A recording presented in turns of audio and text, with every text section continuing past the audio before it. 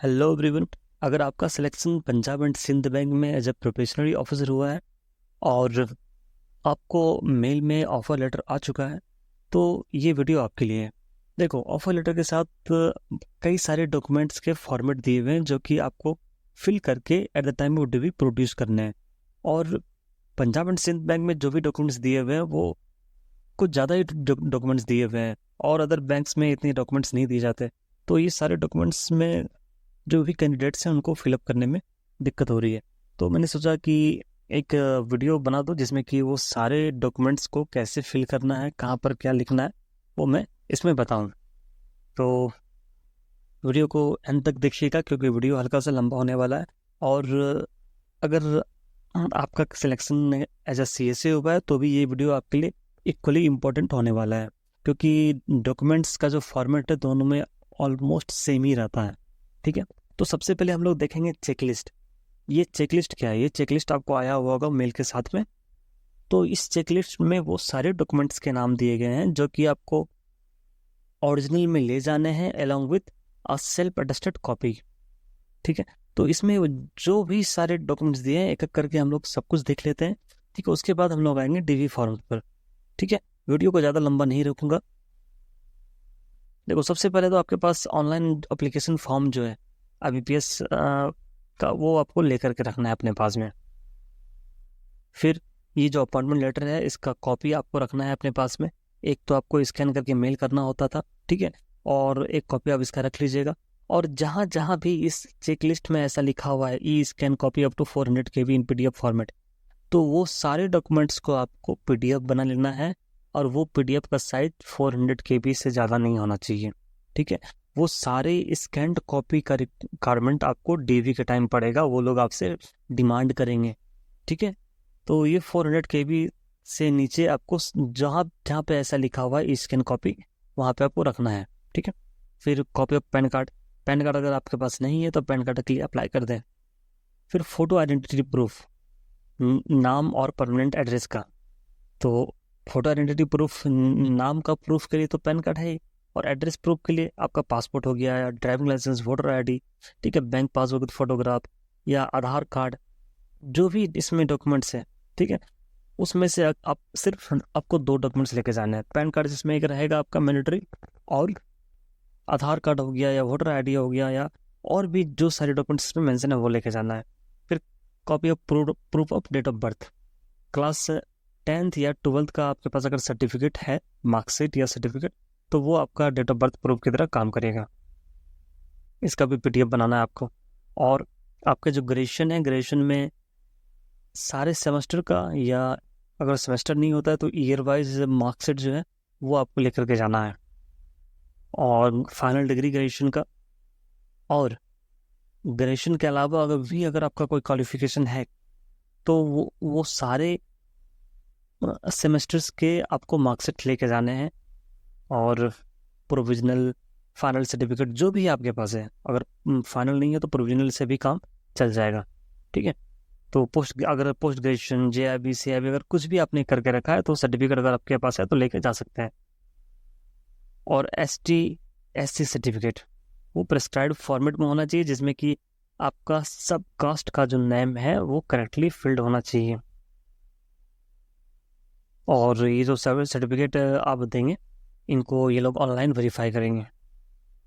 फिर OBC का certificate जिसमें कि ये लिखा होगा कि कैंडिडेट जो है क्रीमी लेयर से बिलोंग नहीं करता, यानी कि सिंपली आपको OBC NCL प्रोड्यूस करना है, नॉन क्रीमी लेयर सर्टिफिकेट।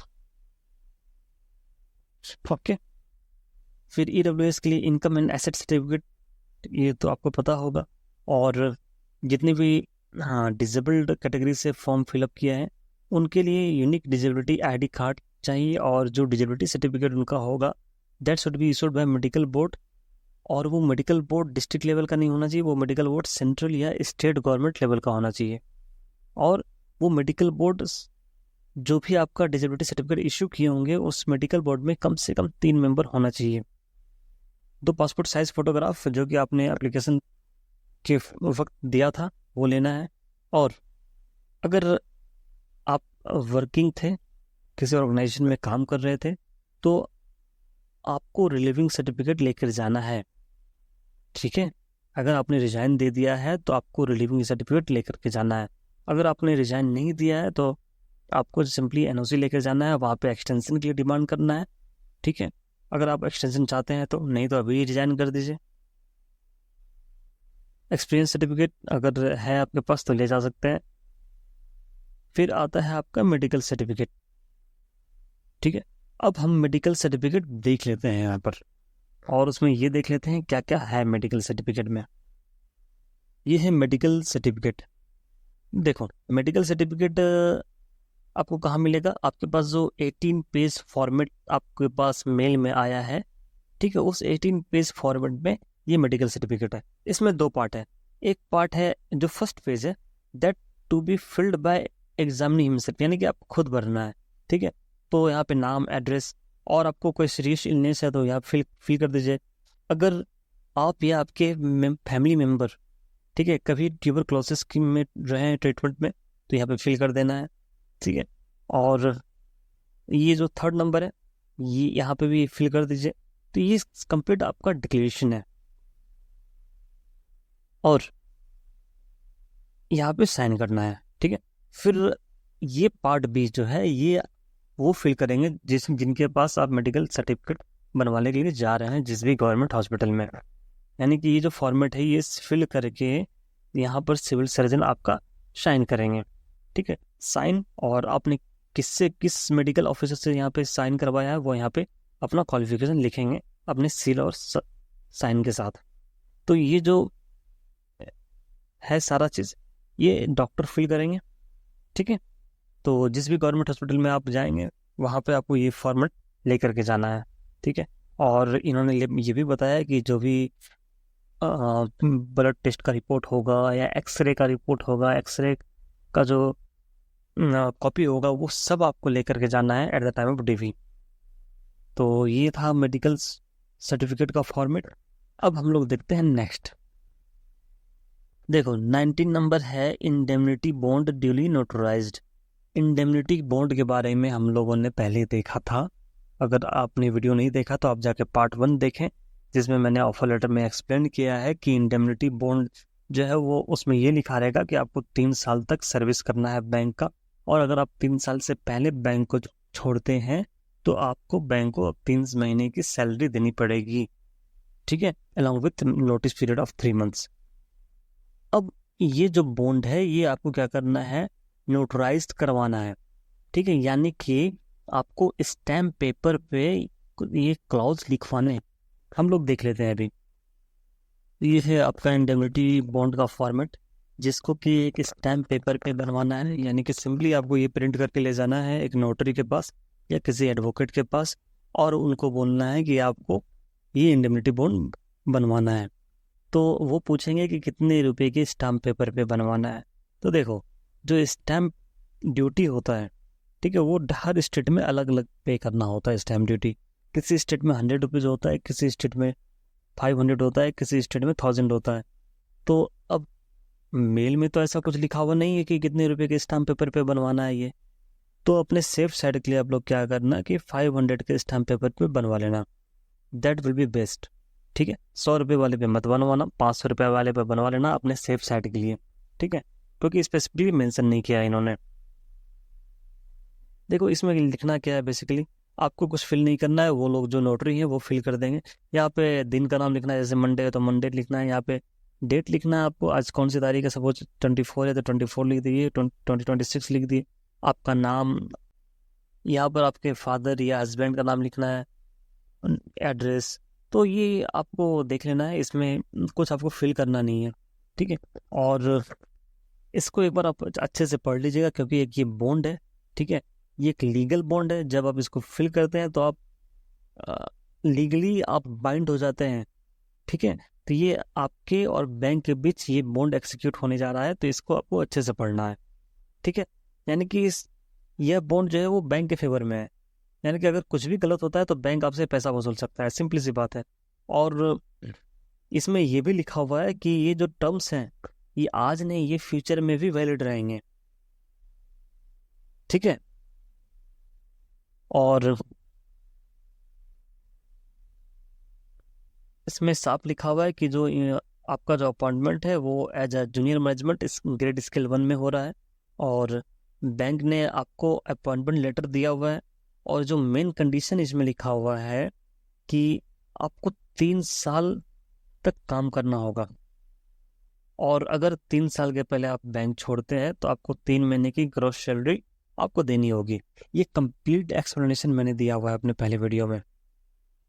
फिर इसका ये जो क्लॉज 1 है, ये बोल रहा है कि आप इस बात के लिए एग्री करते हैं कि आप 3 साल तक काम करेंगे और आप बीच में नौकरी नहीं छोड़ेंगे, ठीक है। और क्लॉज 2 ये बोलता है कि अगर आप रूल तोड़ते हो, इस बॉन्ड में दिए गए हुए किसी भी क्लॉज का अगर आप उल्लंघन करते हो, तो जो सिक्योरिटी है, यानी कि जो सिक्योरिटी है वो बैंक को पैसा देगा इन केस अगर आप पैसा नहीं दे पा रहे हो तो। यानी कि अगर आप पैसा नहीं देते हो तो जो सिक्योरिटी है बैंक उससे पैसा वसूलेगी। फिर जो क्लॉज 3 है इसका, ये मोस्ट इंपॉर्टेंट क्लॉज है। इसमें सिंपली ये दिया हुआ है कि अगर आप नौकरी छोड़ते हो, या अगर आप काम सही से नहीं करते हो, neglects in performance of the duties, ठीक है, या फिर आप बॉन्ड तोड़ते हो, तो आपको 3 महीने की सैलरी तो देनी ही होगी, ठीक है, प्लस 12% आपको इंटरेस्ट भी देना पड़ेगा from the date of breach of the above, ठीक है। मतलब कि क्या हुआ कि सपोज आज है 24 और 24 को आपने नौकरी छोड़ दी, ठीक है, लेकिन आपने बोला कि पैसा अभी आप नहीं दे पाएंगे, आप पैसा मेरे से 6 महीना बाद लीजिएगा, ठीक है, या पैसा आप इंस्टॉलमेंट में लीजिएगा मेरे से।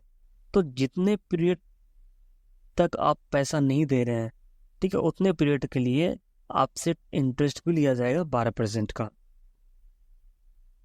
फिर क्लॉज 4 ये बोल रहा है आपका कि ये जो बॉन्ड है ये आपको कोई एक्स्ट्रा राइट नहीं देता। मतलब कि आप यह नहीं कर सकते कि बॉन्ड हमने साइन कर लिया तो जॉब गारंटी है, ठीक है। आपको बैंक्स के रूल्स फॉलो करने होंगे। अगर कुछ भी मिसकंडक्ट आपने किया तो बैंक एक्शन ले सकता है।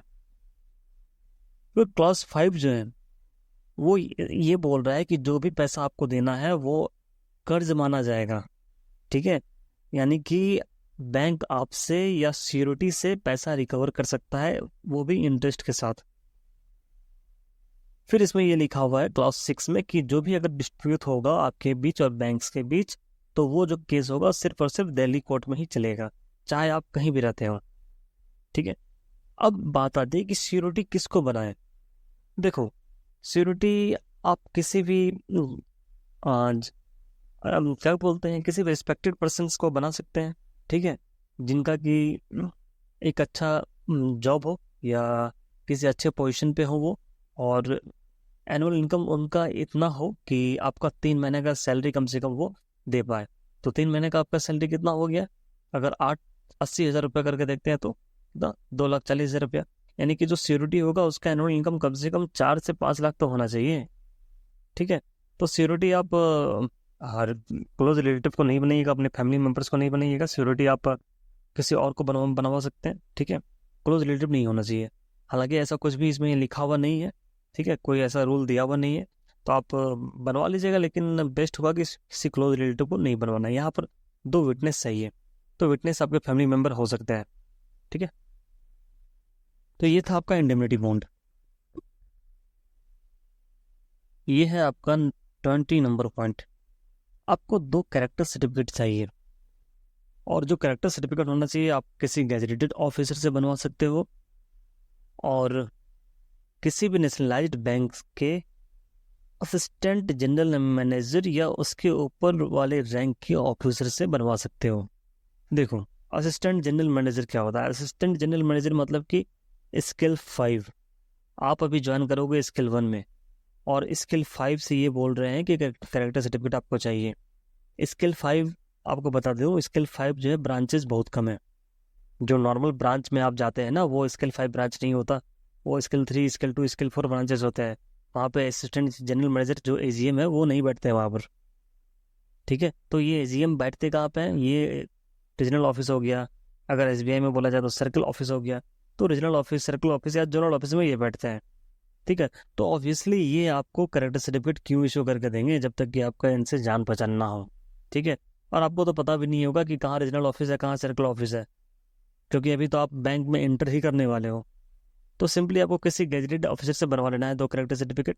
गेजेटेड ऑफिसर में क्या आएंगे, कॉलेज के प्रिंसिपल आ जाएंगे। ठीक है, IAS ऑफिसर हो गया, BDO हो गया, CO हो गया, तो इन लोगों से आप बनवा लीजिए। 21 में है undertaking for having applied in any other organisation, यानी कि अगर आपने किसी और अदर ऑर्गेनाइजेशन में भी अप्लाई करके रखा हुआ है लेकिन वहाँ से रिजल्ट आना पेंडिंग है, तो उसके लिए भी आपको अंडरटेकिंग फिल करना पड़ेगा। और कोई भी अदर डॉक्यूमेंट्स जो आपके एलिजिबिलिटी को सपोर्ट करता हो, ठीक है, वो आप लेकर के जा सकते हैं। फिर 23 है आपका format for declaration of asset and liabilities. इसमें बहुत कंफ्यूजन है, इसे हम लोग अच्छे से देख लेते हैं एक बार। देखो, ये है आपका format for asset and liabilities. ठीक है, इसमें जो आपके पास अभी है वो लिखना है सिंपली, बाकी और कुछ लिखना नहीं है। ठीक है, नाम, प्लेस ऑफ पोस्टिंग, ये सब आपको कुछ नहीं लिखना है। ये सब आप जब eight the time of DV जाएंगे तो वहाँ पे आप लिखिएगा, और ये एड्रेस वगैरह ये सब फिल कर लीजिएगा। ये आता है मेन डिटेल्स। ठीक है, ये पार्ट A जो है nets receipt for the year 25-26। तो अगर आप पहले सैलरीड थे, अगर किसी ऑर्गेनाइजेशन में काम कर रहे थे तो यहाँ पे फिल कीजिएगा, लेकिन अगर पहले आप अनएम्प्लॉयड थे यहाँ पे तो कुछ भी नहीं लिखना है, इसको छोड़ देना है, नॉट एप्लीकेबल। अब देखते हैं ये inflow funds during the year. अगर आपके नाम पे कोई प्रॉपर्टी है और आपको उस प्रॉपर्टी से रेंट आ रहा है तो ये लिखना है यहाँ पर, कोई इंटरेस्ट आ रहा है तो ये लिखना है यहाँ पर। ठीक है, और अगर आप किसी बैंक वगैरह में काम कर रहे थे तो उसका PLI रिसिप्ट वगैरह अगर आपको हुआ है, PLI मिला है, तो वो सब लिखना है। अदरवाइज इस पूरे को आपको जो है क्रॉस करके लिख देना है, नॉट अप्लीकेबल। फिर यहाँ पे है आपका details of immovable property purchased. ठीक है, देखो इमूवेबल प्रॉपर्टी मतलब ऐसी प्रॉपर्टी जिसको कि मूव नहीं किया जा सकता है एक जगह से दूसरी जगह। ठीक है, जैसे कि हो गया लैंड, बिल्डिंग। तो अगर आपके नाम पे कोई भी इमूवेबल प्रॉपर्टी है तो उसका यहाँ पर डिस्क्रिप्शन कर देना है आपको। अगर आपका पास एग्रीकल्चर प्रॉपर्टी है या रेजिडेंशियल प्रॉपर्टी है, कमर्शियल प्रॉपर्टी है, कुछ भी है, यहाँ पे लिखना है। एरिया क्या है वो लिखना है। नेम ऑफ द पर्सन जिसके नेम पे वो प्रॉपर्टी लाई कर रहा है।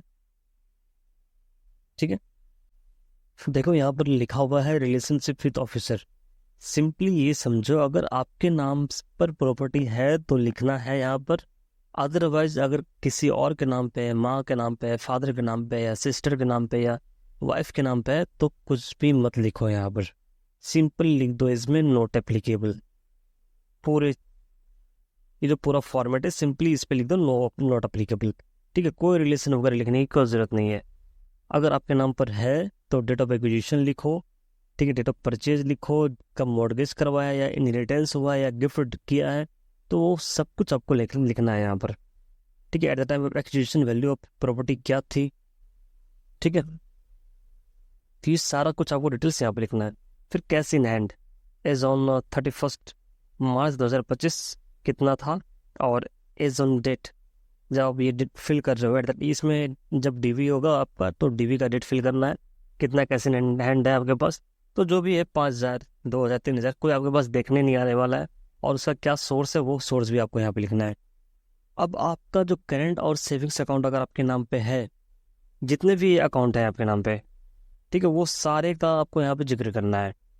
अगर पंजाब सिंध बैंक के पास अकाउंट है तो वहाँ पे लिखना है अकाउंट नंबर, बैलेंस कितना है, सब कुछ यहाँ पे आपको मेंशन करना है। ठीक है, 31 मार्च 2025 में कितना बैलेंस था, अभी कितना बैलेंस है। ठीक है, ये सब कुछ आपको यहाँ पे लिखना है।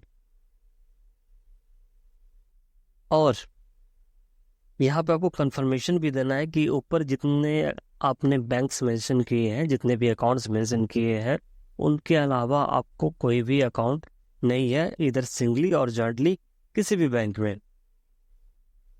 अब आते हैं डिपॉजिट्स एंड इन्वेस्टमेंट में। अगर आपने बैंक्स में FD बनवाई हुई है या RD बनवाई हुई है, ठीक है, वो सारा इन्फॉर्मेशन यहाँ पर देना है।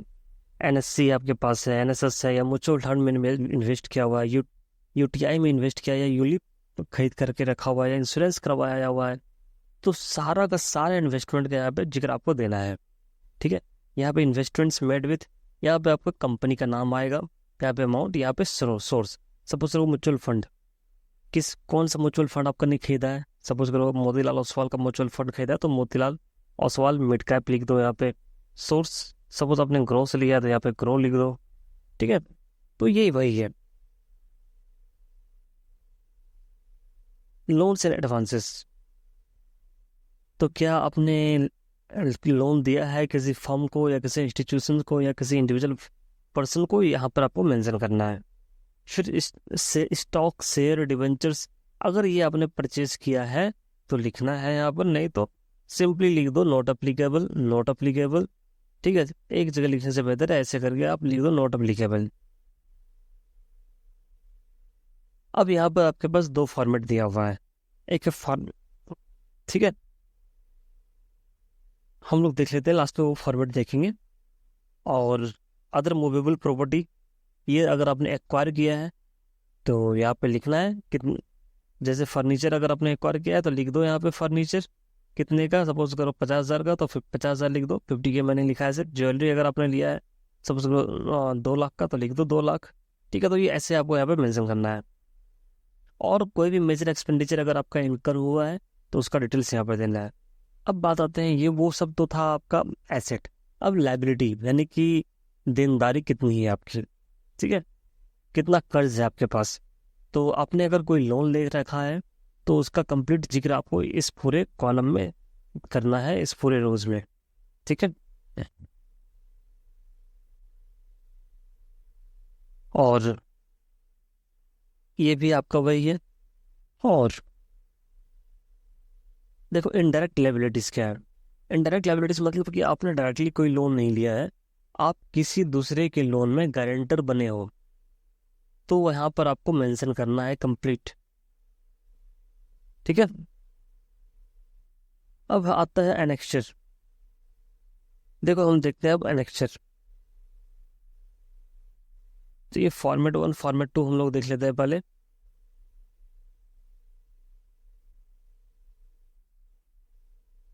ये फॉर्मेट 1 और फॉर्मेट 2 जो है, ये जिन्होंने शेयर्स वगैरह में इन्वेस्ट करके रखा हुआ है उनके लिए है। ठीक है, तो अगर आपने शेयर्स वगैरह इन्वेस्ट करके रखा हुआ है तो बेहतर है कि आप मत ही डिक्लेयर कीजिए। ठीक है, और ये सब फॉर्मेट वगैरह छोड़ दीजिए, फॉर्मेट 1 फॉर्मेट 2। ठीक है, और हम चलते हैं एनेक्चर 1। एनेक्चर 1 उन्हीं लोगों के लिए है जिन्होंने शेयर या म्यूचुअल फंड सब में इन्वेस्ट किया हुआ है और उनका इन्वेस्टमेंट 25,000 से ज़्यादा है ड्यूरिंग दी फाइनेंशियल 25-26। अगर 25,000 से ज़्यादा का अगर इन्वेस्टमेंट है तभी ये फिल करना है, अदरवाइज इस एनेक्सर को फिल नहीं करना है। ठीक है, नेम आपका हो जाएगा जो भी नाम है, और डेजिग्नेशन क्या हो जाएगा, JMGS स्केल 1 प्रोबेशनरी ऑफिसर। ठीक है, स्केल ऑफ पे आपको क्या है, 48,480 रुपये। ठीक है, और प्रेजेंट पे आपको यहाँ पर कुछ लिखना नहीं है, डिटेल्स ऑफ ट्रांजेक्शन शेयर में या म्यूचुअल फंड में। ठीक है, वो सारा कुछ आपको यहाँ पर लिखना है। अब आता है एनेक्सर 2। एनेक्सर 2 सबको फिल करना है। ठीक है, irrespective of amount of investment. Annexure 2 में दो पार्ट्स हैं, पार्ट 1 जिसमें कि आपका इमूवेबल प्रॉपर्टी का डिटेल्स फिल करना है, और पार्ट 2 जिसमें कि आपका मूवेबल प्रॉपर्टी का डिटेल्स फिल करना है। ठीक है, और ये आप जो भी है यहाँ पे अपने हिसाब से फिल कर दीजिएगा। ठीक है, और आई डोंट थिंक कि मोस्ट ऑफ कैंडिडेट्स के केस में ये फॉर्म्स वगैरह फिल करने की जरूरत भी पड़ेगी, क्योंकि अधिकतर तो फ्रेश कैंडिडेट्स ही होंगे। ठीक है, व्हीकल होल्डिंग, व्हीकल अगर आपके पास है तो वो सारा यहाँ पे फिल करना है। अब डिटेल ऑफ ये मूवेबल प्रॉपर्टीज जो है, या जैसे कि FD हो गया, RD हो गया, म्यूचुअल फंड हो गया। ठीक है, तो वो सारे का आपको एग्जैक्टली यहाँ पे वैल्यू फिल करना है। ठीक है, जो भी कॉलम्स पे आपको दिया हुआ है आपको फिल करना है यहाँ पर। Gold, jewellery. अब डिटेल्स ऑफ लाइबिलिटीज। लाइबिलिटीज मतलब कि आपका कर्ज, कितना कर्ज है आप पर और किस तरह का कर्ज है, दोस्तों से कर्ज लिया है या रिलेटिव से कर्ज लिया है या दूसरे तरह का कर्ज है, सब कुछ लिखना है यहाँ पर। ठीक है, और फिर साइन, और ये आपको फिल कर देना है। तो बस आपको जितना समझ में आएगा इसमें वो फिल कीजिएगा, और अगर समझ में नहीं आता तो छोड़ दीजिएगा, आपको डीवी के टाइम वो लोग हेल्प कर देंगे। नेक्स्ट है सिविल रिपोर्ट। देखो, सिविल के रिगार्डिंग मैंने वीडियो बना के रखा हुआ है, आपको मेरे चैनल पे मिल जाएगा, और मैं वीडियो के एंड में लगा भी दूंगा वो वीडियो। और सिविल में क्या है कि आप अमेजन पे से भी सिविल निकाल सकते हैं, गूगल पे से भी सिविल निकाल सकते हैं, ठीक है। सिविल के वेबसाइट से भी सिविल निकाल सकते हैं जा करके। और पॉइंट नंबर 24 में और 25 में एक और चीज़ दिया हुआ है कि बहुत लोगों का ये क्वेरी रहता है कि उनके फादर के नाम में हल्का सा स्पेलिंग का मिस्टेक है, मदर के नाम में या खुद के नाम में किसी क्या बोलते हैं इसको, एजुकेशनल क्वालिफिकेशन में कोई भी सर्टिफिकेट है, एजुकेशनल सर्टिफिकेट में नाम में एरर है। तो अगर इस तरह का कुछ भी अगर दिक्कत है, कुछ भी इशू है, तो आपको क्या करना है कि एक एफिडेविट लेकर के जाना है, और वो एफिडेविट 10 रुपये के स्टाम्प पेपर पे होना चाहिए, ठीक है। तो आप एक एफिडेविट बनवा लीजिएगा सिंपली 10 रुपीज़ के स्टाम्प पेपर पे। अगर किसी भी तरीके का नेम में, फादर नेम में या खुद के नेम में या कोई सर्टिफिकेट में कुछ भी एरर अगर हो तो। और देखो, ये डिफरेंस किस तरह का हो सकता है, किस किस तरह का डिफरेंस यहाँ पर एफिडेविट से काम चल सकता है। अगर डिफरेंस हो सीक्वेंस ऑफ नेम में, ठीक है, नेम के सीक्वेंस में, तो एफिडेविट से काम चल जाएगा। अगर कोई एब्रिविएशन लिखा हुआ है, ठीक है, जैसे कि प्रसाद लिखा हुआ है कहीं पे, लेकिन प्रसाद की जगह कहीं पीडी लिख दिया, कोई तरह का स्पेलिंग मिस्टेक अगर हो, तो उस केस में भी, जैसे कि किस क्या लें, तो सपोज करो अगर होना था मोहन और ऐसा लिख दिया है सर्टिफिकेट में HEN मोहन, तो ये सब के केस में आप ऐसा एफिडेविट बनवा सकते हो। और वैसे कैंडिडेट्स जिन्होंने अपना नाम ही चेंज कर लिया है, तो उस केस में एफिडेविट से काम नहीं चलेगा। उस केस में क्या होगा, उनको ओरिजिनल गैजेट नोटिफिकेशन लेकर के जाना होगा, ठीक है, ओरिजिनल मैरिज सर्टिफिकेट लेकर जाना होगा, ठीक है। और लास्टली आपको 2 अटेस्टेशन की फॉर्म की कॉपीज लेके जानी है। अटेस्टेशन फॉर्म हम लोग देख लेते हैं क्या है अभी। अटेस्टेशन फॉर्म में सबसे पहले आप एक ये फॉर्मेट फिल कर लीजिएगा। ये फॉर्मेट जो है सिंपली ये बोल रहा है कि आपने जो अटेस्टेशन फॉर्म फिल किया हुआ है, ठीक है, वो उसमें सारा इन्फॉर्मेशन आपने सही दिया हुआ है। और ये अटेस्टेशन फॉर्म जो है बैंक भेजेगी पुलिस अथॉरिटीज़ को, और जब पुलिस अथॉरिटीज से आपका बैकग्राउंड वेरिफिकेशन करवाया जाएगा, मतलब आपकी जॉब कंफर्म तभी होगी जब पुलिस रिपोर्ट जो है वो सही आएगा, ठीक है। तो इसमें सिर्फ यही लिखा हुआ है, और ये है आपका अटेस्टेशन फॉर्म। तो ये अटेस्टेशन फॉर्म ही जो है पुलिस अथॉरिटीज़ को भेजा जाता है आपके बैकग्राउंड वेरिफिकेशन के लिए। तो इसमें जो भी इंफॉर्मेशन आप फर्निश करेंगे, आपको वो सारा का सारा इंफॉर्मेशन सही से फर्निश करना पड़ेगा, ठीक है। इसमें कुछ भी अगर इंफॉर्मेशन फॉल्स आपने फर्निश किया तो you would be liable to be terminated. तो ये सारा चीज़ आप अच्छे से फिल कर लीजिएगा। इसमें नाम हो गया, आपका एड्रेस हो गया, ठीक है। आपके ये जो है ये कंप्लीट आपके फादर के लिए है। आपके फादर का नाम, फादर का postal address, home address, profession, service designation, ये कंप्लीट है। आपके हस्बैंड के लिए, अगर आप फीमेल हैं और आप मैरिड हैं तो आपके लिए ये है। और फिर ये नेशनलिटी आपका हो गया, फिर रिलीजन। और पॉइंट नंबर 10 में है कि आप जब 15 साल के थे तब से लेकर के अभी तक में आपने कितना एजुकेशनल डिग्री एक्वायर किया है, उन सारे एजुकेशनल क्वालिफिकेशन का ब्यौरा यहाँ पर आपको देना है इस 10 नंबर में। तो यहाँ पे आपको रोज और कॉलम बना करके लिखने हैं आपको सारे डिटेल्स। आप पॉइंट नंबर 11 में आपका प्रीवियस एम्प्लॉयमेंट के बारे में पूछा गया है। अगर आप प्रीवियसली एम्प्लॉयड थे तो आपको कंप्लीट डिटेल्स यहाँ पर लिखना होगा। पॉइंट नंबर 12 जो है ये इंपॉर्टेंट है। इसमें देखो, अगर आप कभी अरेस्ट हुए हो, या आपको रिटेन किया गया हो, या कन्विक्ट किया गया हो, या फाइन लगाया गया हो, ठीक है, या किसी भी एग्जामिनेशन अथॉरिटी से डिबार किया हो या डिस्क्वालीफाई किया गया हो, तो आपको यहाँ पर इंफॉर्मेशन कंप्लीट लिखना है, कुछ भी हाइड नहीं करना है, ठीक है। तो ये बहुत ही इंपॉर्टेंट रहता है अटेस्टेशन फॉर्म। तो अटेस्टेशन फॉर्म बस इतना ही था। और ये जो 18 पेज फॉर्मेट है, इसमें बहुत सारे फॉर्म्स आपको और फिल करने हैं, तो वो सारे को हम लोग एक बार देख लेते हैं। तो ये देखो, ये है proforma to be filled at the time of joining. इसमें ये पार्ट आपको भी फिल नहीं करना है, बाकी आपको फिलअप करके रख लेना है, ठीक है। बाकी सारा कुछ, सारा डिटेल्स आपको यहाँ पे फिल करके रख लेना है। इसमें हालांकि कुछ ऐसा है नहीं कि जिसको जो कि बताने लायक हो, ठीक है। एकेडमिक क्वालिफिकेशंस जैसे ग्रेजुएशन हो गया, पोस्ट ग्रेजुएशन हो गया, ये लिखना है आपको। वोकेशनल क्वालिफिकेशन या प्रोफेशनल क्वालिफिकेशन, जैसे कि आपने कुछ जैसे कोई DCA किया हुआ हो, या किसी ने JIB किया हुआ हो, ठीक है, या CIB किया हुआ हो, तो वो सब यहाँ पे लिखना है आपको, ठीक है। Caste, religion, marital status, address, initials हो गया आपका, जैसे साइन लिखना हो या साइन करना हो यहाँ पे। स्पेसिमेन सिग्नेचर आपको यहाँ पे देना है, लेफ्ट थंब इम्प्रेशन देना है, ठीक है। तो ये सब फिल करके ले जाना है, और जो ऑफिशियल है वो आपको चेक करेंगे ये अंडरटेकिंग, ठीक है, कि आप अभी कहीं वर्क नहीं कर रहे हैं किसी भी ऑर्गेनाइजेशन में, ठीक है। और एक तो हो गया कि आप किसी ऑर्गेनाइजेशन में वर्क नहीं कर रहे हैं, और ये है इसमें पॉइंट 2 लिखा हुआ है कि आप अभी वर्क कर रहे हैं, और अगर वर्क कर रहे हैं तो आपने रिलीविंग लेटर या डिस्चार्ज सर्टिफिकेट वो लगाया हुआ है साथ में, ठीक है।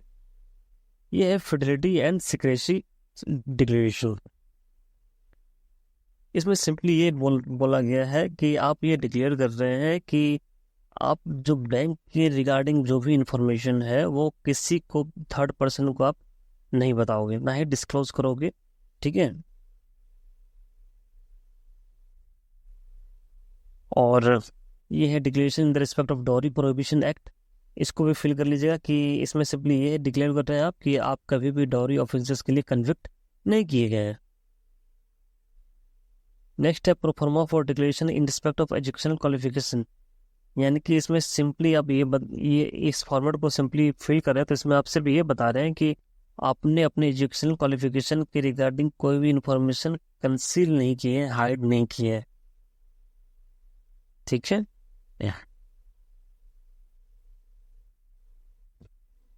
इसको भी आपको फिल कर देना है, नाम, साइन, रोल नंबर, ठीक है, joining for the post of, और ये भी आपका एक डिक्लेरेशन है,